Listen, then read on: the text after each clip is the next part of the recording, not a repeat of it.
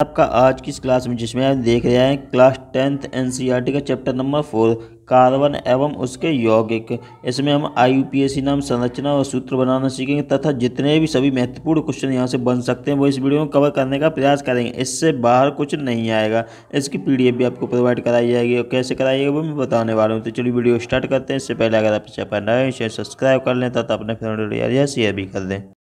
तो सबसे पहले हम कार्बन के बारे में जान लेते हैं। कार्बन की जो संरचना है 6C12 इस प्रकार से ये लिखी जाती है। सभी सजीव एवं हमारे उपयोग में आने वाली वस्तुओं का आधार है। जो कार्बन है वो सभी सजीव एवं हमारे उपयोग में आने वाली वस्तुओं का आधार है। अतः कार्बन सर्वतोमुखी है, यानी कैसा है, सब जगह उपलब्ध है। यानी कार्बन के अपर रूप 3 दिए गए, कौन कौन से, हीरा, ग्रेफाइट और C60 या फिर बकमिस्टर फ्लोरीन भी कहते हैं इसे हम, ठीक है। तो यहाँ से ये कार्बन के बारे में हो गया। नेक्स्ट है यहाँ से श्रृंखलन।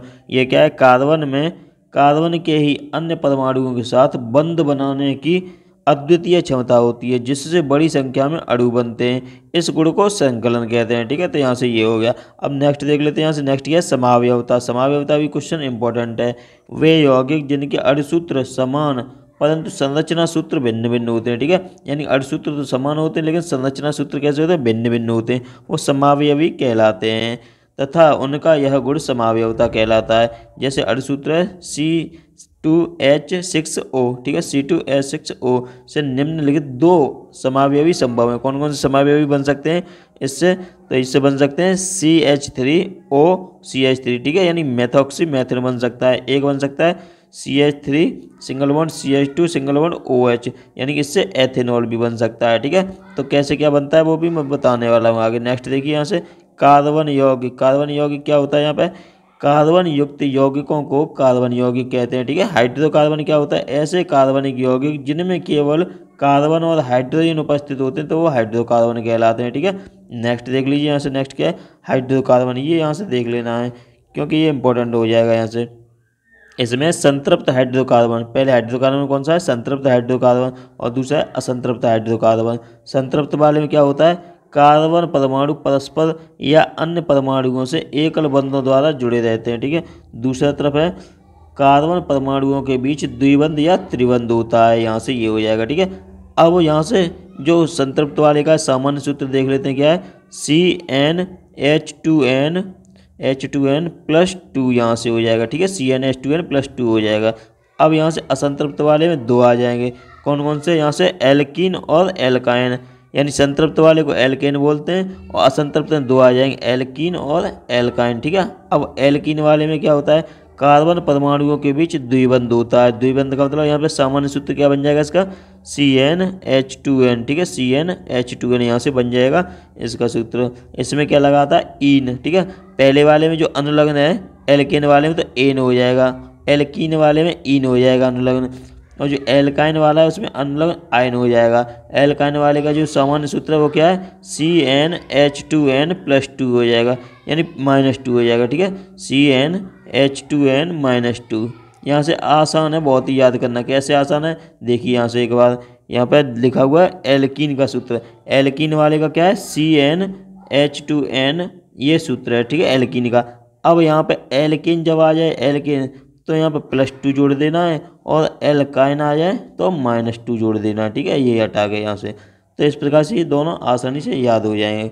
कैसे, इनका यूज मैं यहाँ से ही बता देता हूँ एक बार। इनका यूज कैसे करते हैं, जैसे कार्बन है, कार्बन का 1 ऐसे यहाँ से लिख देना है, कार्बन का 3 हो गया, कार्बन 4, यहाँ पर 5 6, यहाँ से 6 तक बता देता हूँ, ठीक है। तो यहाँ पर जो मैथ, यानी कि ये क्या है, मैथ, तो यहाँ पे मैथे बन गया, यहाँ पे मैथेन हो जाएगा। यहाँ पे सिंगल बॉन्ड लगेगा एल्केन वाले में तो मैथेन हो जाएगा। कैसे होगा मैं अभी बताऊंगा, ठीक है। तो यहाँ पे एथ होता है, ठीक है। पहले वाले का मैथ, दूसरे का एथ, प्रोप ब्यूट, यहाँ ब्यूट होगा 4 पे ब्यूट।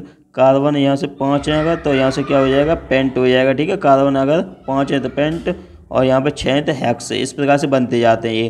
तो क्या करना है यहाँ पे जैसे ये C हमने 2 ले लिया, यहाँ पे C को क्या ले लिया, 2। अब इसमें जो सूत्र है यहाँ पे ये दिया हुआ सूत्र इसमें रखना है, C को 2 रख दिया। यहाँ पे H का क्या है, यहाँ पे H गुणा 2, यहाँ पे C को क्या माना है हमने, 2 यहाँ से मान लिया, N यानी कि 2 मान लिया यहाँ पे, तो +2, तो क्या बन जाएगा ये यहाँ पे C2 H6 क्या बन जाएगा H6।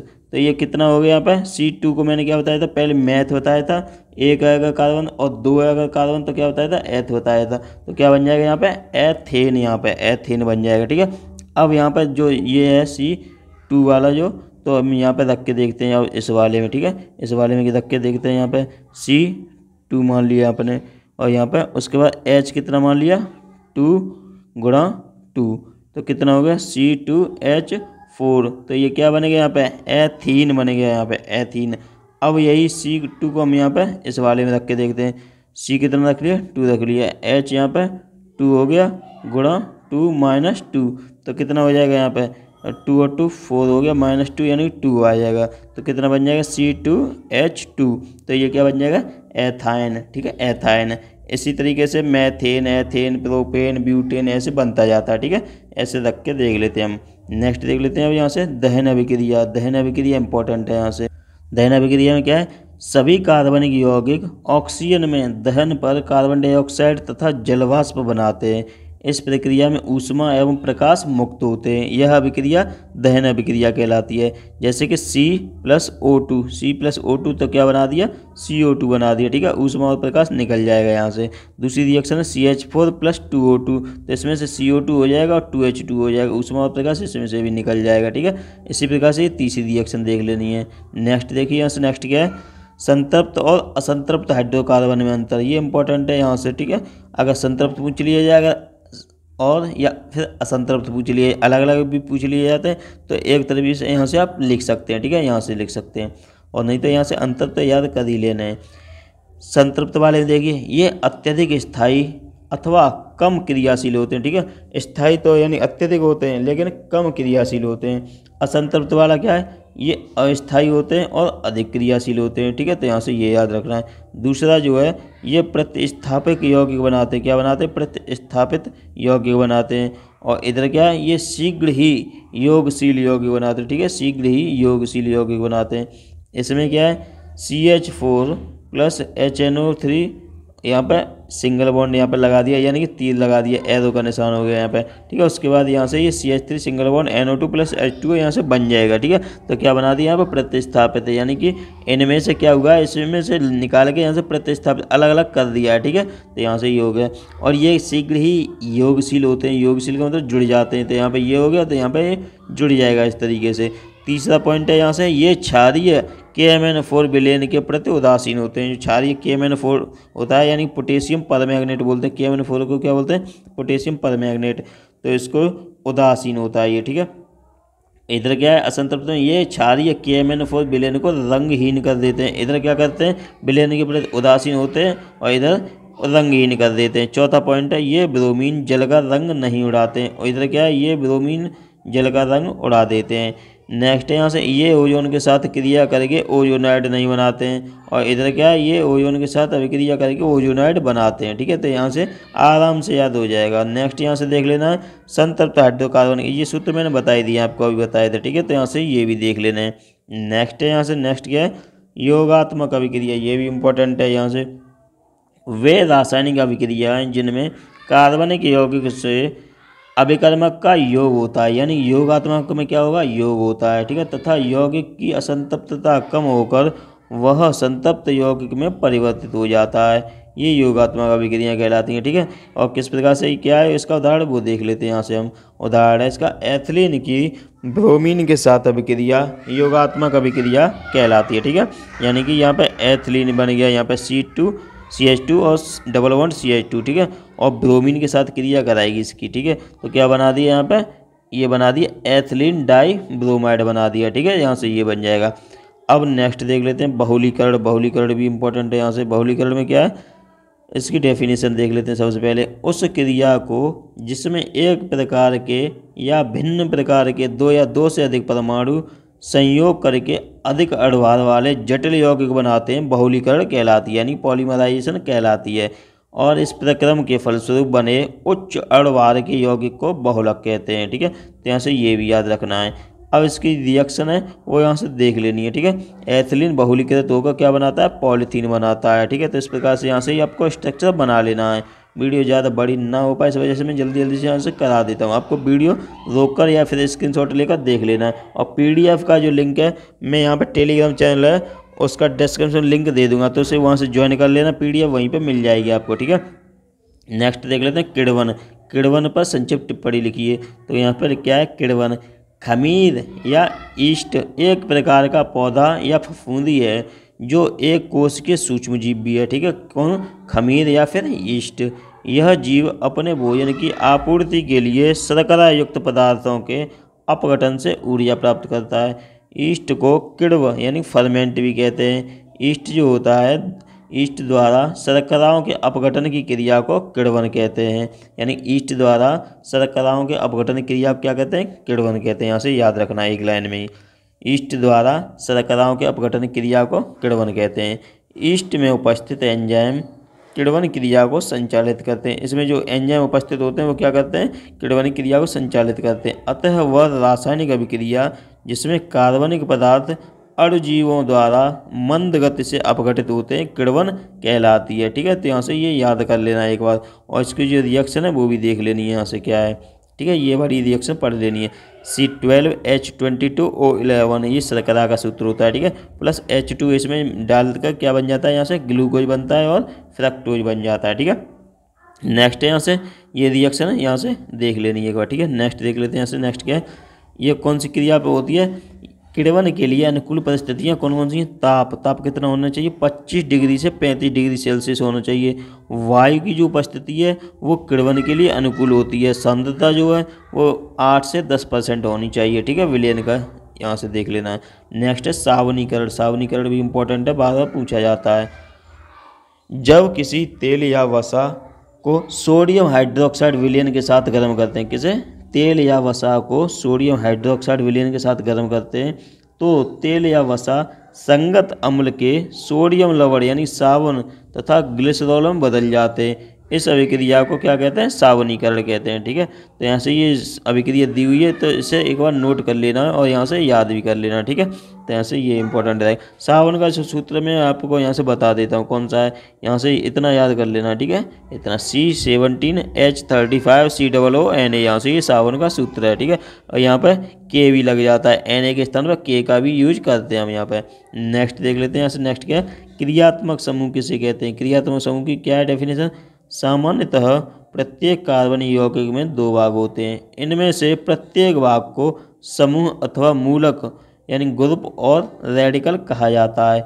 इन दोनों मूलकों में से एक के कारण यौगिक के रासायनिक गुणधर्म होते हैं, जबकि दूसरा मूलक होता है उसके यौगिक के भौतिक गुणधर्मों को प्रभावित करता है। जिस मूलक के कारण यौगिक के रासायनिक गुणों की पहचान होती है उसे क्रियात्मक समूह कहते हैं, ठीक है।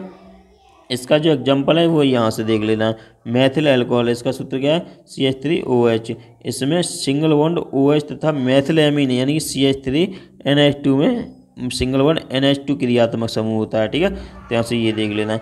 अब यहाँ से क्रियात्मक समूह के आधार पर कार्बनिक यौगिकों का वर्गीकरण देख लेते हैं यहाँ से हम, ठीक है। तो यहाँ से देखना है, सबसे पहले है एल्कोहल। एल्कोहल में क्या होता है, क्रियात्मक समूह OH होता है, ठीक है। क्या होता है, OH, जैसे कि इसमें लगा हुआ है CH3OH यानी मैथिल एल्कोहल। एल्डिहाइड का क्रियात्मक समूह क्या होता है, सिंगल बॉन्ड CHO होता है। तो CHO जिसमें लगेगा वो क्या बनेगा, एल्डिहाइड यानी फार्मेल्डिहाइड। यहाँ पे H है, उसके बाद CHO लगाते हैं, यहाँ पे फार्मेल्डिहाइड होगा। कीटोन, नेक्स्ट है ketone, C double bond O, तो इसको कीटोन बोलते हैं। यहाँ पे CH3CO CH3, तो यहाँ पे CO अगर लग गया तो क्या होगा, कीटोन, ऑन लग जाएगा, ठीक है, ऑन यानी एसीटोन यहाँ से बन गया। नेक्स्ट है कार्बोक्सिलिक एसिड। कार्बोक्सिलिक एसिड का क्या बनेगा यहाँ पे COOH क्या बन जाएगा, यहाँ पे COOH बन जाएगा कार्बोक्सिलिक। इसे क्या पढ़ेंगे हम यहाँ पे, एसिटिक अम्ल यानी CH3COOH, ठीक है, एसिटिक अम्ल। यानी कि ये जो यहाँ पे पीछे दिए हुए हैं, ठीक है, जैसे ये वाला, तो यहाँ पर क्या पढ़ेंगे इसे, ओइक अम्ल, ठीक है, ओइक, यहाँ पे ऑन, यहाँ पे एल, ठीक है, एल्डिहाइड, जैसे यहाँ पे ऑल पढ़ेंगे इसको, ठीक है। नेक्स्ट देख लेते हैं यहाँ से समजातीय श्रेणी का क्या है और इसके उदाहरण बताने हैं। समजातीय श्रेणी देख लेते हैं, यहाँ पे क्या है, जब समान प्रक्रियात्मक समूह वाले यौगिकों को उनके अणुभार के बढ़ते हुए अथवा घटते हुए अणुभार के क्रम में रखा जाता है तो एक श्रेणी बनती है जिसे समजातीय श्रेणी कहते हैं। इसका एग्जाम्पल यहाँ से क्या है, एल्केन परिवार कौन सा बताया था यहाँ पे CnH2n +2 यहाँ पे एल्केन परिवार था। ठीक है, तो इसका एक समजात श्रेणी है जिसका सामान्य सूत्र यहाँ पे ये दिया हुआ है। ठीक है, यहाँ पे इसका क्या होगा, अनुलग्न एन आ जाएगा, एन। ठीक है, जैसे कि मैथेन, एथेन आदि यहाँ पे हो जाएगा। नेक्स्ट है यहाँ से समजात श्रेणी अथवा सजातीय श्रेणी। जब कार्बनिक यौगिक जिनमें समान क्रियात्मक समूह होता है को बढ़ते हुए अथवा घटते हुए अणुभार के क्रम में रखा जाता है तो एक श्रेणी बनती है जिसे सजातीय श्रेणी कहते हैं। इनके प्रत्येक दो क्रमागत सदस्यों के बीच सिंगल बॉन्ड CH2 का अंतर होता है। नेक्स्ट है यहाँ पे कार्बनिक यौगिकों की नाम पद्धति, यानी IUPAC की फुल फॉर्म यहाँ से क्या है, international union of pure and applied chemistry यहाँ से बन जाएगी। ठीक है, इसमें क्या है, इसमें संख्यात्मक पूर्वलग्न होता है पहले, उसके बाद पूर्वलग्न का नाम दिया जाता है, शब्दमूल होता है और प्राथमिक अनुलग्न और द्वितीयक अनुलग्न, ये सब मिला के IUPAC नाम बनता है यहाँ से। तो इसको यहाँ से समझ लेते हैं एक बार किस प्रकार से है। जैसे कि ये दिया हुआ है यहाँ पे CH3 यहाँ पे single bond CH2, single bond C और डबल बॉन्ड O और OH यहाँ से, तो ये क्या बनेगा, प्रोपेनोइक। मैंने बताया था यहाँ पे अगर कार्बन C एक है, अगर दो है और तीन है, तो एक है तो मैथ, दो है तो एथ और तीन है तो प्रोप। तो इसमें कितने कार्बन है, 1 2 और 3 कार्बन है, तो क्या बन जाएगा, प्रोप। और यहाँ पर मैंने अभी बताया था COOH अगर लगा जाए तो क्या होता है, ओइक, यानी कि तो क्या बन जाएगा, प्रोपेनोइक अम्ल। ठीक है, नेक्स्ट है यहाँ से, नेक्स्ट देख लेते हैं दूसरा ये वाला। यहाँ से जितने भी इंपॉर्टेंट बन सकते थे वो मैंने यहाँ पर कवर कराया है। ठीक है, तो ये वाला इंपॉर्टेंट है, यहाँ से ये सभी इंपॉर्टेंट है वैसे। ठीक है, तो इसका क्या होगा, CH3 सिंगल बॉन्ड CO और OH, तो ये भी OH वाला आ गया, यानी कि COOH जिसमें लग जाए तो समझ लो OH है। तो यहाँ पर क्या बन जाएगा इसका, एथेनोइक, क्योंकि यहाँ पर कार्बन की श्रृंखला कितनी है, 2 है, एक पे मैथ होता है और 2 पे एथ होता है, तो एथेनोइक बन जाएगा। नेक्स्ट है यहाँ से 1 2 3, इसमें भी 3 कार्बन है, तो क्या बन जाएगा यहाँ पे, प्रोपेनॉन। क्यों बन जाएगा, क्योंकि CO अभी मैंने बताया था CO अगर यहाँ पे है तो ऑन लगाते हैं, COOH है तो OH लगाते हैं यहाँ पे। ठीक है, अब नेक्स्ट यहाँ से देख लेते हैं CH triple bond CH, triple bond वाले में मैंने क्या बताया था, वहाँ पे ट्रिपल बॉन्ड वाले में आयन बताया था, तो क्या बन जाएगा, एथाइन, यानी कि 2 कार्बन के यहाँ पे और ट्रिपल बॉन्ड है तो आयन। ठीक है, एथाइन हो जाएगा। नेक्स्ट देखिए यहाँ से, नेक्स्ट क्या है, नेक्स्ट ये भी इंपॉर्टेंट है, जितने भी करा रहा हूँ इंपॉर्टेंट है, ये एग्जाम में आने की पूरी संभावना है। CH3 सिंगल बॉन्ड CHO मैंने बताया था अल होता है, अल, यानी कि 1 और 2 कार्बन के तो एथेन हो गया और पीछे अल लग गया तो क्या बन जाएगा, एथेनल बन जाएगा। ठीक है, नेक्स्ट है CH3OH, इसमें कार्बन एक ही है तो मैथ हो गया और यहाँ पर OH लगाया तो क्या बन जाएगा, मैथेनॉल। अब यहाँ पे देख लें 1 2 3, यहाँ पे कार्बन के 3 है तो यानी प्रोप बन गया और यहाँ पर डबल बॉन्ड है तो यहाँ पर इन आ जाएगा। ठीक है, प्रोपीन, यहाँ से प्रोपीन बन जाएगा, तो ये भी याद रखना है। अब नेक्स्ट देख लेते हैं यहाँ से संरचना सूत्र ये वाले जो इंपॉर्टेंट जो है मैं कवर कर रहा हूँ यहाँ से। ठीक है, तो ये स्ट्रक्चर आपको अगर दिख जाए ये वाला तो यहाँ से एथेनोइक अम्ल होगा। ठीक है, एथेनोइक क्यों होगा, ओइक, यहाँ पर COOH यहाँ पर लगा हुआ है। ठीक है, इस प्रकार से और 2 कार्बन के यहाँ पर इसे बन जाएगा। ठीक है, नेक्स्ट है यहाँ से 1 2 3, इसमें 3 कार्बन के यानी कि मैथिल कैसे बनेगा, ये यहाँ पर ये एसिटिलीन यहाँ से अलग हो जाएगा और यहाँ पर ये बन जाएगा मैथिल। ठीक है, कार्बन एक है तो यहाँ से मैथिल बन जाएगा, यानी मैथिल एसिटिलीन बन जाएगा। ये स्ट्रक्चर याद रखना है। नेक्स्ट है यहाँ से यहाँ पर C एक है यहाँ पर। ठीक है, और यहाँ पर क्या बन जाएगा, मैथेनल, यानी कि CO यहाँ से बन जाएगा। ठीक है, COOH। नेक्स्ट यहाँ से देख लेते हैं, नेक्स्ट है ये वाला स्ट्रक्चर दिखाई दे जाए तो OH लगा हुआ है यहाँ पर तो मैथेनोइक बन जाएगा। ठीक है, मैथेनोइक। इस वाले में यहाँ पे क्या था, CHO ये यहाँ पे दिखाई दे रहा है CHO तो अल हो गया, मैथेनल। ठीक है, और यहाँ पे क्या दिखाई दे रहा है, COOH तो OH यानी कि मैथेनोइक हो जाएगा। ठीक है, जितने क्वेश्चन इस चैप्टर से इंपॉर्टेंट बन सकते थे वो मैंने कवर करा दिए हैं। लाइक अवश्य कर देना है और नए चैनल सब्सक्राइब कर लेना है, ज़्यादा से ज़्यादा वीडियो को शेयर कर देना है जिससे सभी को फ़ायदा पहुँच सके। कुछ समझ में ना आया हो तो कमेंट में बताना है। धन्यवाद।